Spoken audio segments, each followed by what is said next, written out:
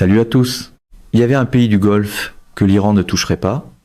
Pendant 4 décennies d'agressions régionales, de guerres par procuration, d'essaims de drones, de campagnes de missiles balistiques et de cette cruauté particulière consistant à attaquer des voisins neutres pour les punir d'être situés à proximité d'adversaires, le Koweït est resté l'exception. L'Arabie Saoudite a encaissé pendant des années des frappe-outils que l'Iran a armés, dirigés et financés. Les Émirats Arabes Unis ont reçu 3000 drones et missiles pendant cette seule guerre. Le Qatar, qui avait cultivé une relation prudente avec Téhéran comme forme d'assurance, a tout de même été frappé. Mais le Koweït a maintenu ses canaux diplomatiques ouverts avec Téhéran, a conservé sa neutralité avec une constance disciplinée et a été récompensé par l'idée implicite que la campagne de terreur régionale de l'IRGC, le corps des gardiens de la révolution islamique, avait des limites, qu'un voisin resterait intouché tant qu'il demeurerait diplomatiquement accessible. Cette entente a pris fin la nuit dernière.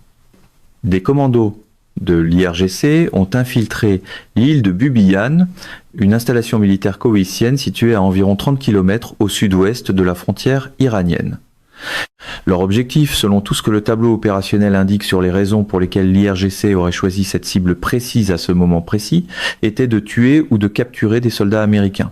Pendant un cessez-le-feu, pendant des négociations où des responsables iraniens affirmaient simultanément vouloir une paix à long terme, dans la même fenêtre où le président du Parlement iranien déclarait publiquement que ses forces armées étaient prêtes à livrer une réponse bien méritée à toute agression, les commandos ont été engagés par les forces armées koweïtiennes avant de pouvoir accomplir leur mission.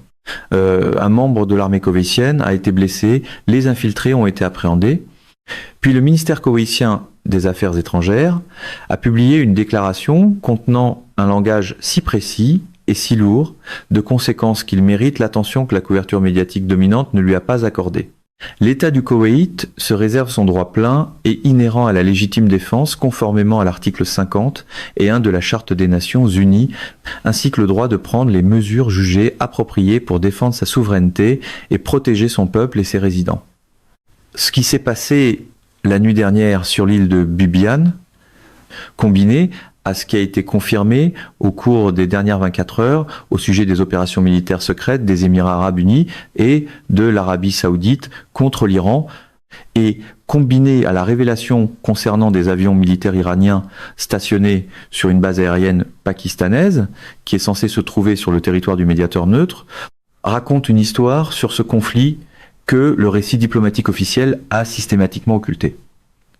Et d'une certaine façon, dans la chorégraphie de conférences de presse à la Trump, le mot cessez-le-feu peut encore être vendu comme un produit de luxe, même quand tout le monde entend déjà le verre se fissurer. Il ne s'agit pas seulement du cessez-le-feu, que Trump a déjà décrit comme n'ayant que 1% de chance de survie. Il s'agit de la forme réelle de la guerre qui s'est déroulée même pendant le cessez-le-feu de la coalition qu'il a menée et des enjeux de la rencontre Trump-Xi qui commence demain, laquelle pourrait être la dernière variable diplomatique capable de modifier la trajectoire avant que le temps ne soit complètement écoulé. Une chance de survie d'1% dans une stratégie ordinaire, c'est un avertissement. Dans la communication façon Trump, cela devient, malgré tout, une occasion de marque, avec éclairage dramatique. Pour comprendre pourquoi l'opération sur l'île de Bubiyan est une catastrophe stratégique pour l'IRGC plutôt que le coup de levier que ses planificateurs imaginaient, il faut comprendre clairement le statut du Koweït dans l'architecture régionale de ce conflit. Le Koweït a maintenu des canaux diplomatiques ouverts avec Téhéran pendant toute la période d'avant-guerre. Il a refusé de s'aligner publiquement sur les opérations militaires américaines. Il a gardé sa neutralité visible et crédible. Ce faisant, il remplissait une fonction utile pour l'Iran. Le Koweït était le seul État du Golfe qui donnait à l'IRGC la crédibilité implicite d'un voisin qui n'avait pas été poussé dans la coalition américaine par l'agression iranienne. Le basculement de tous les autres États du Golfe vers un soutien opérationnel américain pouvait être attribué à la pression américaine. La neutralité du Koweït suggérait que les relations régionales de l'Iran n'étaient pas uniformément hostiles. C'était un atout diplomatique. L'IRGC a détruit cet atout la nuit dernière, non pas parce que l'évaluation du renseignement n'avait pas compris la valeur diplomatique du Koweït, mais parce que la logique institutionnelle de l'IRGC, à ce stade de la trajectoire du conflit, a pris le dessus sur le calcul stratégique qui aurait dû la préserver. Les commandos se sont rendus sur l'île de Bubiyan parce que des soldats américains opèrent depuis cette base. L'IRGC a décidé que capturer ou tuer du personnel américain produisait un levier que les propositions de négociation passant par des intermédiaires pakistanais ne pouvaient pas produire. C'est la décision d'une institution qui a conclu que gagner du temps diplomatiquement ne suffisait plus et qu'un otage, un soldat américain détenu par l'IRGC pendant des pourparlers de cessez-le-feu, changeait l'équation de négociation d'une manière qu'un 14e point dans une proposition rejetée ne pouvait pas produire. La logique opérationnelle n'est pas irrationnelle selon ses propres termes. Un soldat américain capturé pendant des négociations de cessez-le-feu crée une dynamique de pression publique sur l'administration américaine qui est catégoriquement différente de tout autre levier dont l'IRGC dispose actuellement. Elle force l'administration à choisir entre l'objectif stratégique d'élimination du programme nucléaire et l'impératif politique intérieur de sécuriser le personnel américain. Chaque administration américaine dans l'histoire a fini par privilégier le second lorsque le premier a été directement mis à l'épreuve face à lui. La mémoire institutionnelle de l'IRGC comprend la crise des otages de 1979 qui a duré 444 jours et produit le résultat dont le régime avait besoin. C'est exactement le genre de point de pression que la machine politique pro-Trump adore prétendre pouvoir dominer avec des slogans, jusqu'au moment où la réalité refuse de tenir sur une bannière de campagne. La logique opérationnelle de l'infiltration de l'île de Bubiyan découle directement de cette mémoire institutionnelle. Mais cette logique opérationnelle ne tient pas suffisamment compte de la conséquence régionale liée à la violation de la neutralité du seul État du Golfe, qui avait encore une valeur diplomatique. La déclaration du ministère koweïtien des Affaires étrangères n'est pas une réponse diplomatique toute faite. C'est le langage précis que les Émirats arabes unis avaient utilisé avant de commencer à riposter. Le Koweït a désormais déclaré, en utilisant le cadre juridique précis de l'article 50 et 1 de la Charte des Nations Unies, la disposition de légitime défense qui autorise le recours à la force militaire en réponse à une attaque armée, qui se réservait le droit de prendre les mesures jugées appropriées. Ce n'est pas seulement une condamnation, c'est une déclaration de préautorisation. Le Koweït dit à tous les publics concernés, y compris aux États-Unis, que toute réponse qu'il choisira d'apporter à l'attaque des commandos de l'IRGC contre sa souveraineté est juridiquement fondée et annoncée d'avance. Il fait ce que les Émirats arabes unis ont fait avant de commencer à riposter. La confirmation apparue au cours des dernières 24 heures au sujet de la riposte des Émirats arabes unis mérite le même poids analytique que l'infiltration de l'île de Bubiyan, parce qu'elle change entièrement l'image du paysage militaire réel de ce conflit. Les Émirats arabes unis ont secrètement mené des attaques contre l'Iran, et pas une seule fois. Des frappes confirmées incluaient notamment celle qui a touché une raffinerie de pétrole sur l'île iranienne de Lavan, avec un calendrier qui situe l'attaque près du jour où le cessez-le-feu a été annoncé. Lorsque cette raffinerie a été touchée au début d'avril, la question de l'attribution a circulé pendant des semaines. Les États-Unis ont nié toute implication, Israël a nié toute implication. L'Iran n'a publiquement accusé personne, ce qui était en soi significatif. Une institution qui n'a jamais hésité à attribuer publiquement des attaques aux forces américaines et israéliennes a choisi le silence sur cet incident précis. Ce silence était le signal que l'attribution renvoyait à un acteur dont l'identification explicite créait des complications diplomatiques que le calcul restant de l'Iran n'était pas prêt à gérer. Désormais, l'attribution est confirmée. C'était les Émirats arabes unis. L'armée des Émirats arabes unis n'est pas une force symbolique. Ces acquisitions au cours des 2 dernières décennies ont produit l'un des appareils militaires les plus capables et les plus équipés à l'occidental de la région du Golfe. Son armée, de l'air exploite des F-6 Block, 60, Desert, Falcon. Une variante plus avancée que tout ce que l'on trouve dans la plupart des inventaires opérationnels américains. Son architecture de renseignement comprend des réseaux de surveillance construits avec l'Occident. Sa doctrine militaire a été façonnée par des années de partenariat avec des conseillers américains, français et britanniques. La frappe sur l'île de Lavan n'était pas un missile lancé depuis une vedette côtière rasant le littoral. C'était une opération militaire de précision conduite par un acteur étatique doté d'une véritable capacité de frappe. Elle s'est produite près du même jour que l'annonce du cessez-le-feu, soit comme dernier acte de la phase de guerre, soit comme signal adressé à l'architecture du cessez-le-feu sur ce à quoi ressemblerait la participation des Émirats arabes unis dans toute phase future. L'Arabie saoudite a été confirmée dans des reportages de Reuters s'appuyant simultanément sur des responsables occidentaux et iraniens comme ayant lancé des attaques secrètes contre l'Iran pendant le conflit. Le calendrier compte. L'Arabie saoudite est entrée dans ce conflit sans annonce publique de participation. Chaque déclaration publique de Riyad gardait ses distances avec les opérations militaires américaines, refusait de confirmer l'accès aux bases ou les autorisations de survol, et adoptait la posture d'un État du Golfe qui gérait sa relation avec les deux camps. Ce qui se passait réellement derrière cette performance publique, ce sont des opérations militaires ciblées contre des infrastructures et des actifs iraniens, menées secrètement, non reconnues publiquement et conçues pour produire de la dissuasion sans le coût diplomatique d'une appartenance visible à la coalition. Voilà la coalition réelle, pas la coalition publique de partenaires, reconnue avec des accords officiels de base et des rôles opérationnels annoncés. La coalition réelle, ce sont les Émirats arabes unis frappant des raffineries iraniennes, l'Arabie saoudite menant des opérations secrètes contre des cibles iraniennes, la neutralité du Koweït désormais détruite par le mauvais calcul de l'IRGC, la France faisant transiter un groupe aéronaval vers le détroit, et les États-Unis maintenant le blocus ainsi que la collecte de renseignements, surveillance et reconnaissance, l'ISR, qui construit la base de données de ciblage pour la prochaine phase. Mais pour la culture du podium pro-Trump, la coalition de l'ombre sera quand même vendue comme un coup de maître d'un seul homme. Parce qu'apparemment, la logistique, les alliés, le renseignement et la géographie ne sont que des figurants dans une campagne de marque personnelle.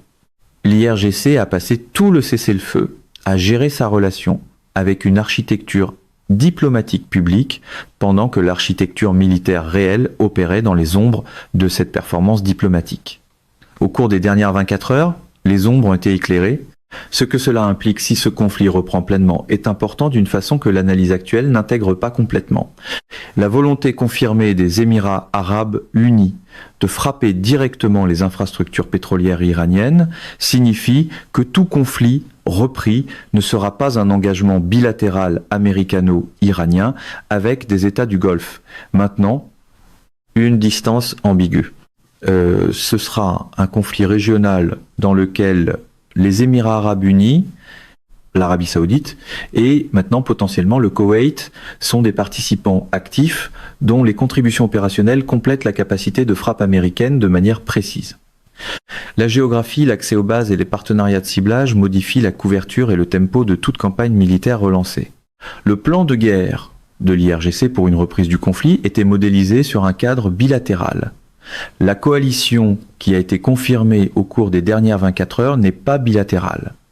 La dimension pakistanaise est cruciale parce que la révélation concernant des avions militaires iraniens stationnés sur une base aérienne pakistanaise est l'histoire la plus lourde de conséquences diplomatiques à émerger de la période de cessez-le-feu de ce conflit, et elle reçoit une fraction seulement de l'attention analytique qu'elle mérite. Dans les jours immédiatement suivant l'annonce du cessez-le-feu au début d'avril, l'Iran a envoyé plusieurs avions à la base aérienne pakistanaise de Nurkan. Parmi eux se trouvait un RC, un 3-0 de l'armée de l'air iranienne, une variante de reconnaissance et de collecte de renseignements de l'avion de transport C-130 Hercules. Des responsables pakistanais ont confirmé que les avions étaient arrivés. Comme CBS l'a rapporté, ces avions sont toujours là. Le ministère pakistanais des Affaires étrangères a décrit la présence d'avions militaires iraniens sur le territoire pakistanais comme n'ayant absolument aucun lien avec une quelconque contingence militaire ou un arrangement de préservation, et a qualifié les affirmations contraires de spéculatives, trompeuses et entièrement détachées du contexte factuel. Le contexte factuel est le suivant. Le pays qui est censé être l'intermédiaire neutre menant les négociations de paix entre les États-Unis et l'Iran accueille des avions militaires iraniens de reconnaissance sur son territoire pendant ces négociations. Le même pays dont la frontière Pakistan-Jet-Iran a été utilisée pour les opérations terrestres de contrebande de pétrole, qui ont constitué la principale ligne de vie économique restante de l'Iran en dehors du blocus naval. Le même pays dont le maréchal a reçu des marques de respect de Trump lorsqu'on l'a interrogé directement sur la contrebande frontalière. Le même pays dont le gouvernement a porté les communications les plus sensibles de la période de cessez-le-feu entre Washington et Téhéran. C'est l'équivalent diplomatique de qualifier une pièce de neutre pendant qu'un camp entrepose discrètement son matériel dans le placard. Naturellement, la version trumpiste appellerait ça de la négociation complexe. L'échange du sénateur Lindsey Graham avec le président de l'état-major interarmé pendant l'audience du Sénat est la surface publique d'une conclusion analytique privée à laquelle l'establishment américain de sécurité nationale arrive depuis toute la période de cessez-le-feu. Graham a demandé directement si le fait que le Pakistan permette que ces bases soient utilisées pour stationner des avions iraniens était compatible avec le rôle de médiateur équitable. Le président de l'état-major interarmé a refusé de commenter en invoquant les négociations en cours. Le secrétaire à la défense a refusé de commenter. L'évaluation de Graham lui-même était sans ambiguïté. Il a dit qu'il ne faisait pas confiance au Pakistan plus loin qu'il ne pourrait le lancer. Il a dit que si le médiateur permettait que des avions de reconnaissance soient stationnés sur ces bases pour protéger des actifs militaires iraniens, les États-Unis devraient chercher quelqu'un d'autre pour servir de médiateur. Il a dit qu'il n'était donc pas étonnant que les négociations n'aboutissent nulle part. La portée opérationnelle du RC, un 3-0 précisément, est ce qui élève cette affaire du rang d'embarras diplomatique à celui de problèmes opérationnels potentiels. La variante de reconnaissance RC, un 3-0 n'est pas un avion de transport qui se trouve simplement stationné sur un sol étranger. C'est une plateforme de collecte de renseignements d'origine électromagnétique et de reconnaissance dont la présence sur le territoire pakistanais pendant une période active de négociation signifie l'une d'un nombre limité de choses. Soit il s'y trouve réellement comme actif de communication destiné à faciliter la logistique des négociations, ce qui est l'explication pakistanaise et iranienne, soit il a été évacué du territoire iranien avant que des frappes américaines puissent le cibler, préservé dans un lieu neutre que les forces américaines ne peuvent pas frapper sans déclencher une crise bilatérale majeure avec le Pakistan, et positionné pour retourner à un usage opérationnel une fois le cessez-le-feu terminé et la prochaine phase commencée. Ou bien ces deux choses sont simultanément vraies. L'avion est là pour des fins de communication et il est aussi protégé contre le ciblage par sa présence dans l'espace aérien pakistanais. Si la troisième interprétation est exacte, à savoir que l'avion est simultanément utilisé pour la logistique des négociations et protégé du ciblage par son emplacement pakistanais, alors le Pakistan n'est pas un médiateur neutre. C'est un acteur qui joue la neutralité tout en offrant un sanctuaire à des actifs militaires iraniens que l'Iran protège de l'ensemble de frappes que toute opération militaire américaine reprise exécuterait contre eux.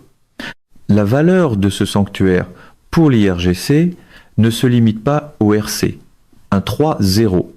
Le sanctuaire est le précédent.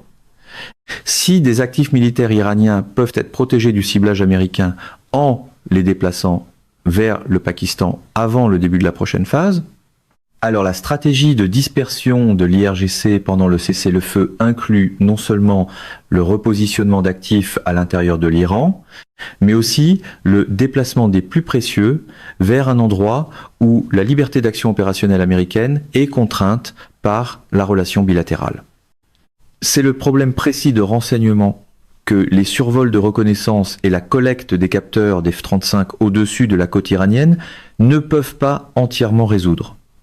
Les actifs qui ont déjà quitté le territoire iranien, les 25% de cibles identifiées dont l'équipe de sécurité nationale a discuté avec Trump le 11 mai constituent un chiffre défini par ce qui se trouve encore à l'intérieur de l'Iran. Les cibles qui ont été déplacées au Pakistan ne font pas partie de ces 25%. Elles se trouvent quelque part où l'autorisation de frappe américaine ne s'étend pas actuellement.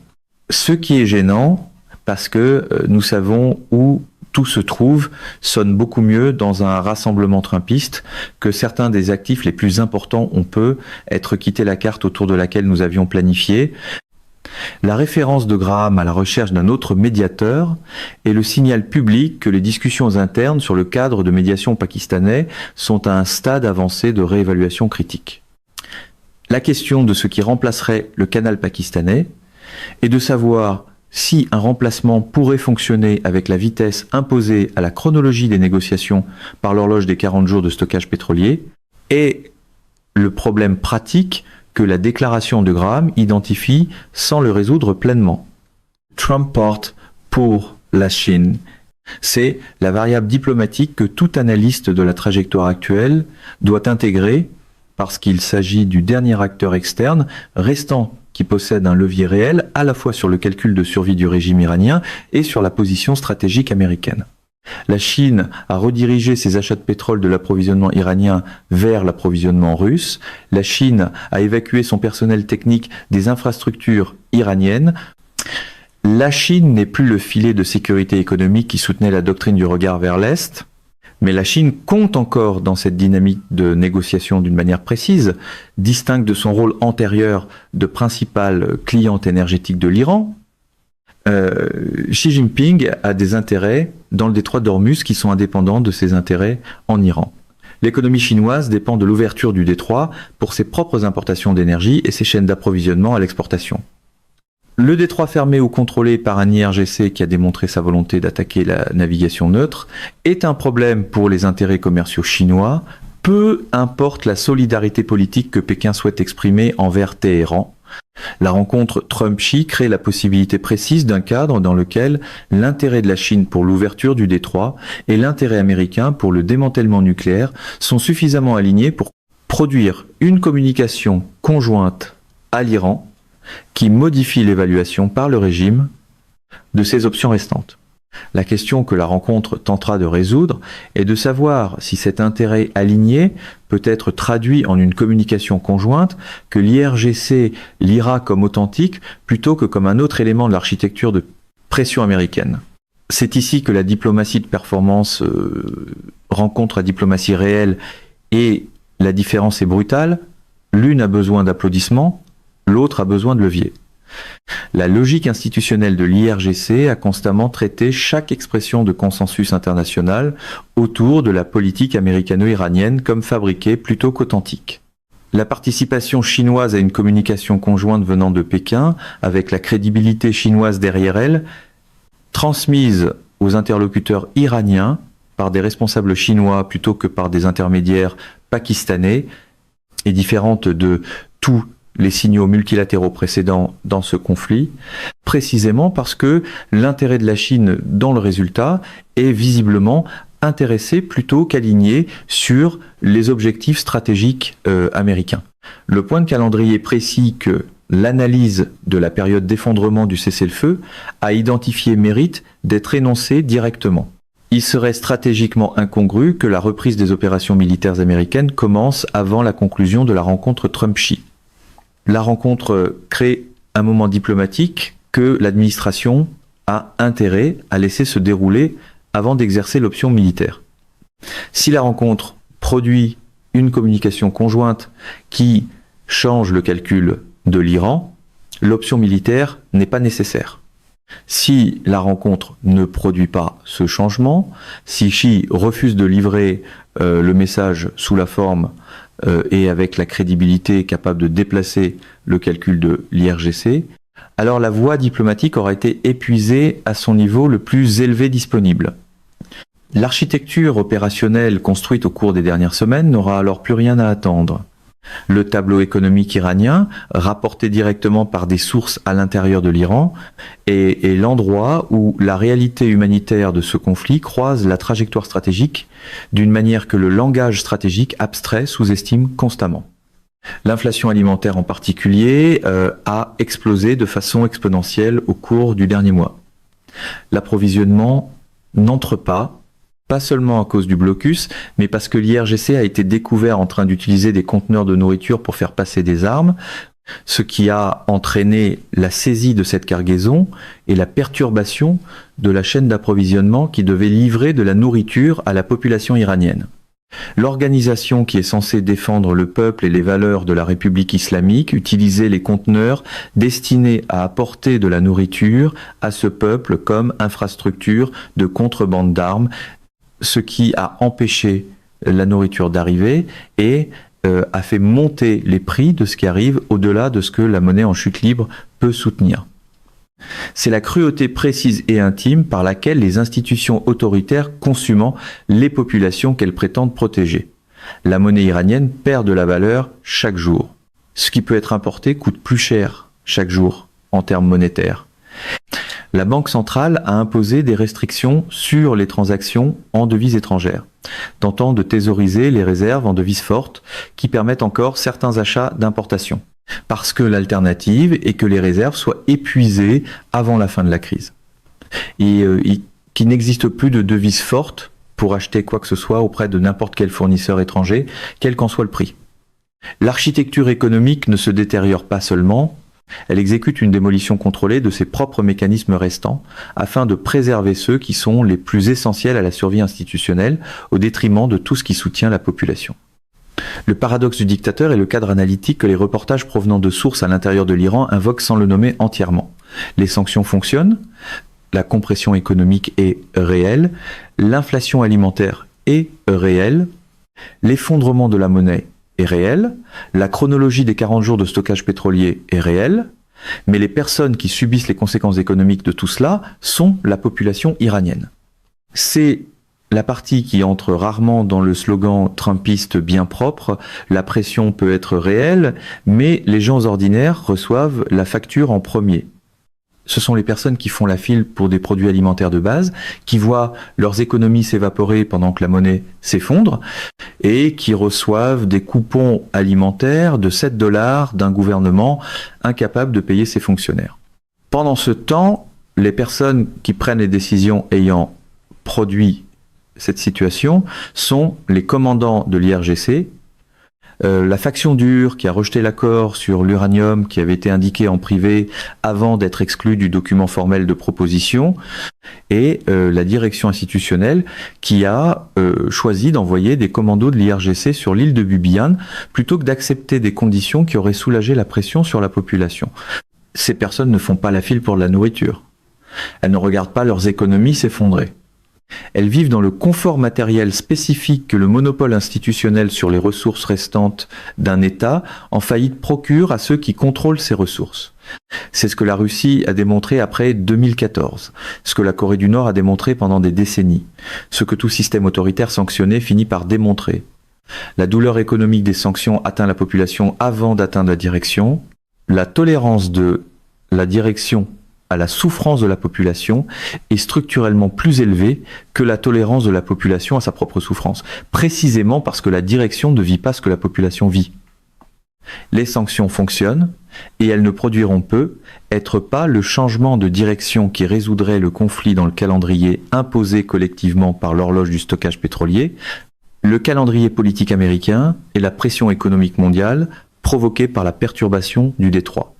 La population souffrira le plus. Les élites profiteront du pouvoir qu'elles détiennent et en tireront bénéfice aussi longtemps qu'elles pourront maintenir l'appareil coercitif qui empêche la population de transformer sa souffrance en action politique capable de changer les gouvernements. Voilà le paradoxe auquel la politique iranienne de l'administration Biden a été confrontée et auquel l'administration Trump est maintenant confrontée sous une forme plus aiguë. L'architecture de pression fonctionne, la compression économique est réelle et s'accélère. L'horloge pétrolière tourne, le cessez-le-feu est sous assistance respiratoire. Mais le calendrier selon lequel la souffrance de la population produit un changement institutionnel dans un système autoritaire doté d'un appareil coercitif fonctionnel est plus long que celui imposé par 40 jours de capacité. Stockage pétrolier, les cycles politiques américains de mi-mandat et la perturbation économique mondiale liée à un détroit fermé. Et peu importe à quel point l'écosystème médiatique pro-Trump compresse tout cela en force. La stratégie doit encore obéir au temps, à la logistique et au coût humain. La question de savoir si l'architecture de pression américaine peut produire la décision des dirigeants iraniens qui résoudrait le conflit dans le temps disponible est la question à laquelle la rencontre Trump-Xi, le sous-marin de classe Ohio à Gibraltar, les 6B en Allemagne et les discussions de l'équipe de sécurité nationale sur les options militaires tentent toutes de répondre simultanément depuis des directions différentes. L'opération de l'île de Bubiyan est la réponse de l'IRGC au problème de calendrier de l'architecture de pression. Si le calendrier économique ne peut pas être changé par la négociation, le calendrier politique peut être changé par un soldat américain capturé. L'objectif est de forcer le calcul politique américain à inclure un facteur otage qui l'emporte sur l'objectif stratégique de démantèlement nucléaire et de créer la crise précise qui a historiquement produit une capitulation institutionnelle américaine dans le délai que la mémoire institutionnelle de l'IRGC juge réalisable. L'opération a échoué en ce sens que les commandos ont été appréhendés avant d'atteindre leur objectif. Elle a réussi en ce sens qu'il est désormais garanti que le Koweït produira la même déclaration sur la légitime défense que les Émirats arabes unis avaient produite avant de commencer à riposter, et que le coup diplomatique d'avoir violé la neutralité du Koweït est permanent et irréversible, peu importe ce qui se passera dans les négociations. La confirmation par les Émirats arabes unis qu'ils ont frappé la raffinerie de pétrole de l'île de Lavan et la confirmation par Reuters des opérations secrètes de l'Arabie saoudite contre des cibles iraniennes pendant le conflit sont les pièces du tableau de la coalition réelle qui apparaissent publiquement en même temps que l'infiltration de l'île de Bubiyan. Ce ne sont pas des coïncidences de calendrier. Ce sont des divulgations délibérées d'informations qui servent les objectifs de communication stratégique des acteurs qui les publient. Les Émirats arabes unis confirment leur capacité de frappe et leur volonté de l'utiliser parce que confirmer cette capacité change le calcul de l'IRGC sur ce à quoi ressemblerait une reprise du conflit. Non pas un affrontement bilatéral américano-iranien, mais un engagement de coalition régionale dans lequel les Émirats arabes unis, l'Arabie saoudite, le Koweït, la France et l'armée américaine sont tous des participants actifs avec des rôles différents mais complémentaires. Le plan de guerre de l'IRGC doit être réécrit à la lumière de ce tableau de coalition. Et la confirmation publique par les Émirats arabes unis de leur frappe sur l'île de Lavan est le message qui force cette réécriture. La déclaration du Koweït au titre de l'article 50 et 1 est la même communication venant d'un État que l'IRGC avait exempté de sa campagne régionale jusqu'à la nuit dernière. L'exemption est révoquée. La déclaration le dit explicitement dans le langage que le droit international fournit précisément pour cette circonstance. Le mauvais calcul de l'IRGC en envoyant des commandos sur l'île de Bubiyan pendant un cessez-le-feu a produit le résultat que sa planification opérationnelle cherchait à éviter l'élargissement de la coalition au moment où les options diplomatiques du régime iranien sont à leur plus bas, où sa situation économique est à son point le plus aigu et où sa direction est à son niveau le plus fracturé. La dimension pakistanaise ajoute à la rencontre Trump-Xi une complication précise que ni Trump ni Xi ne peuvent ignorer. Si la rencontre produit une communication conjointe à l'Iran que le régime iranien lit comme une pression authentique de la part de ses derniers partenaires diplomatiques restants, et si cette communication est transmise par un canal de médiation pakistanais qui accueille simultanément des avions militaires iraniens de reconnaissance, alors la crédibilité de la communication dépend de la crédibilité du canal.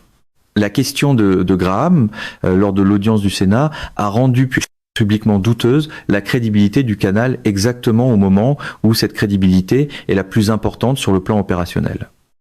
L'administration doit résoudre la situation des avions au Pakistan d'une manière qui confirme la neutralité du Pakistan ou qui remplace le cadre de médiation avant que la communication Trump-Xi doive être transmise canal avec une efficacité maximale. L'horloge des 40 jours de pétrole se trouve maintenant à environ 38 jours de la saturation complète du stockage. Les commandos de l'IRGC, appréhendés sur l'île de Bubiyan la nuit dernière, ont produit un Koweït désormais officiellement placé dans la posture de légitime défense qui précède une riposte militaire.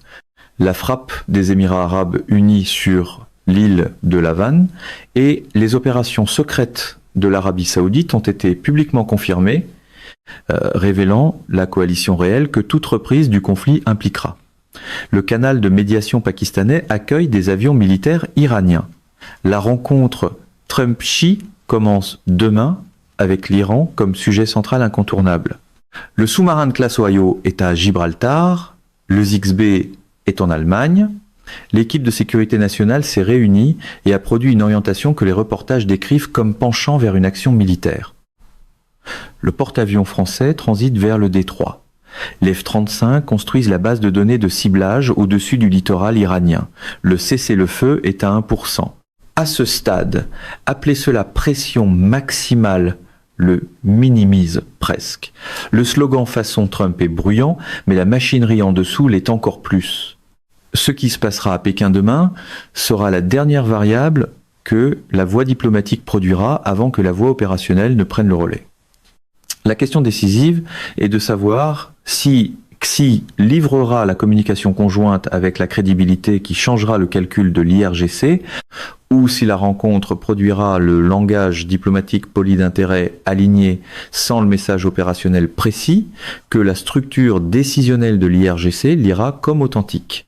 C'est la détermination que les prochaines 72 heures produiront. De l'autre côté de cette détermination, qu'elle aille dans un sens ou dans l'autre, se trouve la réponse que chaque gouvernement ayant un intérêt dans le détroit d'Ormuz, chaque marché de l'énergie, chaque assureur maritime, chaque compagnie de transport maritime et chaque analyste du renseignement dans chaque capitale concernée modélise actuellement simultanément. L'IRGC a envoyé des commandos sur une île koweïtienne pour capturer des soldats américains pendant un cessez-le-feu. Le Koweït a invoqué l'article 51, les Émirats arabes unis ont riposté, l'Arabie saoudite a riposté. Le Pakistan accueille des avions iraniens de reconnaissance, Trump se rend à Pékin, le sous-marin est à Gibraltar, le cessez-le-feu a une probabilité de survie de 1%, le pétrole a 38 jours. L'infiltration de l'île de Bubiyan représente désormais soit le dernier coup de levier disponible de l'IRGC, soit la preuve d'une institution qui a conclu que le cessez-le-feu est déjà terminé et qui exécute maintenant les premiers mouvements d'un conflit, repris selon son propre calendrier, plutôt que d'attendre la décision américaine. La rencontre de Trump à Pékin avec Xi est soit la variable qui change la trajectoire, soit elle devient la courtoisie diplomatique qui précède une décision militaire déjà prise. Le Koweït a invoqué l'article 51. La coalition est plus vaste que ce que quiconque avait publiquement admis. Le Pakistan n'est pas ce qu'il semble être. Le sous-marin a fait surface et dans 38 jours, soit les puits de pétrole s'arrêtent, soit quelque chose change. Mesdames et messieurs, notre émission d'aujourd'hui s'arrête ici. Nous vous invitons à partager votre avis personnel dans la section des commentaires ci-dessous. Pouvoir, Vérité vous salue et vous donne rendez-vous très bientôt.